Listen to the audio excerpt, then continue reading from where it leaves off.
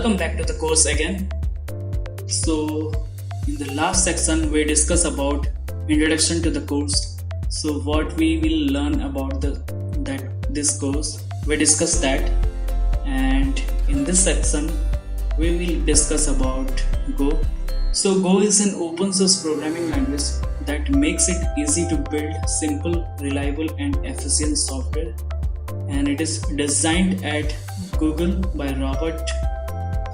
Rob and Ken Thompson. Ken Thompson is also co-creator of C and Unix operating system. So Go is increasing day by day, means its popularity is increasing day by day. It is one of the most popular programming language in Stack Overflow survey. So guys, nowadays Go is used by most of the company. It is used by Facebook, Twitter, YouTube, Apple, Dropbox.